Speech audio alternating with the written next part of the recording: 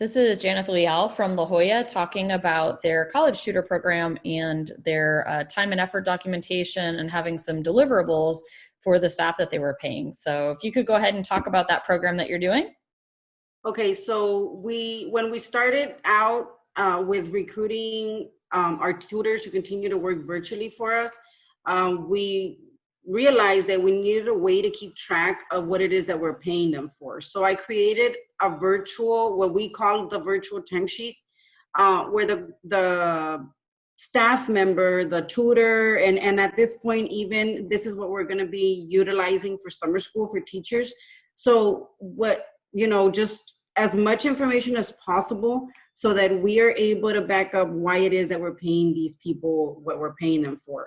So what the tutors were trained on this, and the summer school teachers as well.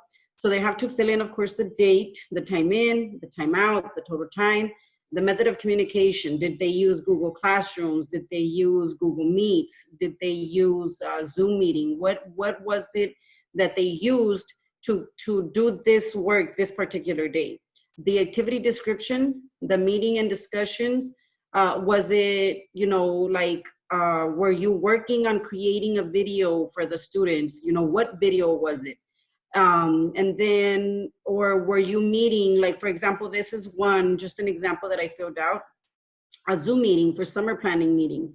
And that was with myself, the coordinators, teachers. So this is just like an example of the details that we're asking for. Now, when it comes, since regularly during the ACE program, we have sign-in sheets, right? So of course our students cannot sign in because everything is being done virtually. So I asked them and I told them, if the list is too long, expand the document, but I need as much information as possible. So here they will list the students that participated. So then we added the students that were reached. And the reason we added that was because we started a homework hotline for our tutors to be available with students, utilizing Google Voice. And also we showed them how to use Google Classroom in case they needed to log in there to work with students. So the tutors were concerned because, not a lot of kids were calling in the homework hotline or the tutor hotline.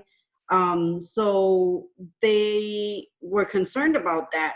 So what we decided as a team was to provide them. We spoke to teachers from the campuses and asked them, of the students that are participating, is there particular kids that you can think of that you see need individualized help? Can you give us their names? And then phone numbers, right? And of course, the coordinators also have access to all of this information on Skyward. So the tutors, for this particular day, this particular time, they will write in the students that they reached out to. So called this student, they list the names of the students that they reached out to, or of course, students that called into the hotline, so that we're able to justify what happened on this particular day, for whatever it is that we're paying them for. So, and it kind of looks like the monthly timesheet that our district uses, but everything else down here I edited for our purposes because, of course, it's important to have proof of what we're paying individuals for. So I created this timesheet for those purposes.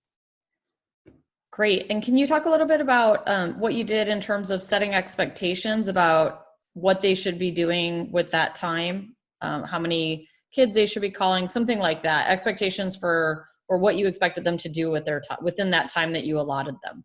So since the coordinators are working in conjunction with their campus, the number of students varies. So, and because we're reaching out to the kids that are being active in their regular classroom, which is not, the whole school, it's a few students, but that the teachers are seeing are not being successful on what it is that they're submitting, that they need individualized help.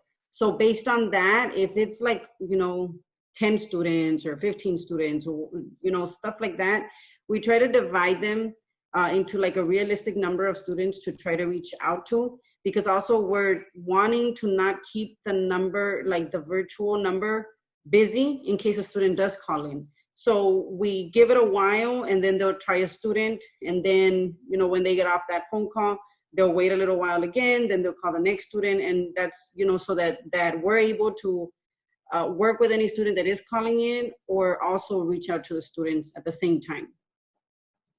Great. Anything else with this in terms of troubleshooting or anything that you guys ran into with working out this system? No, so far it seems to be working. There has been like a few things that, like, for example, if they're planning an activity, they write in here, what it is that they're planning, but they've asked me, can they add more on this side, even though it's not what it says here. So I said, yes, the more information, the better. If you were working on something very specific, that like a video editing that required, certain things, I've asked them to be as specific as possible, because and I've told them this is auditable documents, because this is payroll. So if at any point, you're not with the district next year, let's say, and we get audited for this particular document and we can't reach you, I should be able to explain based on your timesheet what I paid you for. Okay, awesome. Thank you so much for sharing that, Janeth. Appreciate it. You're welcome.